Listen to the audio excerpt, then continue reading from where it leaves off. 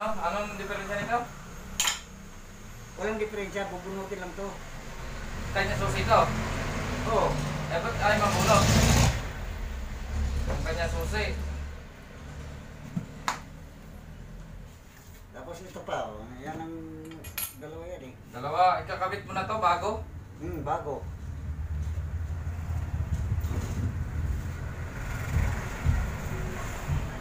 Ganito talaga yan, yung dyan din, yun o, nakakabit dun sa gate. Di rin mabulot eh. Inano ko rin eh, pininis ko din eh. Iniinis ko. May... Magaspang eh. Oo, gaspang. Ganito ka hirap yung ano.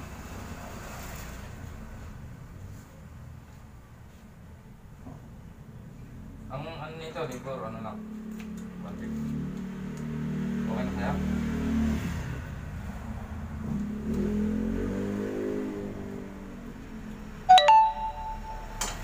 Ay mabunot no?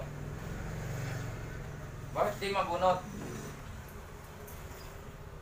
Eh, baka sirayan na ng mga ngipin yan. Tak, ngipin na. Bagong-bago ano? No? Mm. Bagong-bago tapos ayaw mabunot? Loko talaga.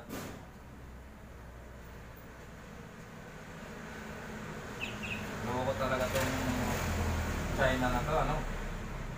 China ba yung mga ganyan? Ay, yel to, pero made in China na to. Oo nga. Seryoso. 5,000 lang yan eh. Sabi ni boss eh. Ito? Oo, 5,000 daw eh. Ay, ba't hindi nabunot yung 5,000 to? Bili niya nito, 5,000? Oo. Loko ka lang no?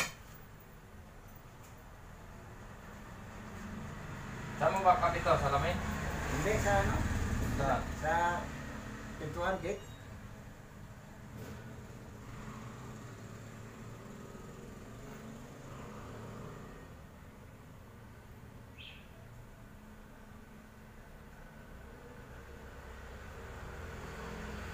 Maloko ano?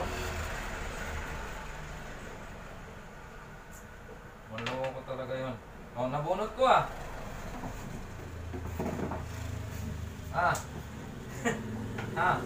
Sabi mo di mabunot. Nabunot ah.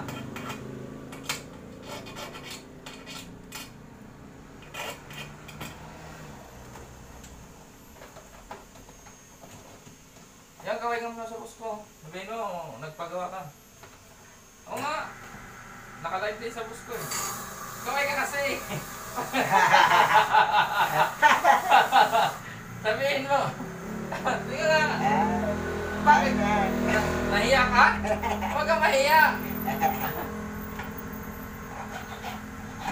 Ganun lang pala eh. Pupunot na yan ah. Huwag kang mahiya. Kaway ka sa bus ko. Ay, hiyain ka naman. Parang di ka Pilipino niyan.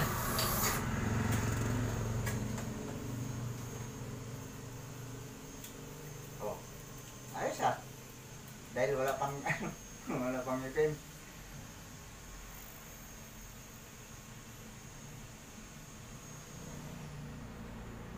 Sabi mo kay boss mo, mahal naman ang doorknob mo, 5,000 pa lang bili mo. Kasi nasira na agad. Oo.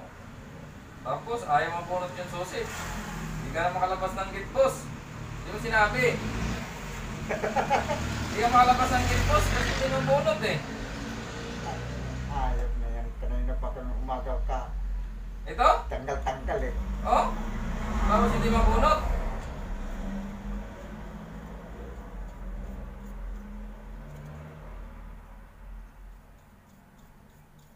Tapos hindi mabunot.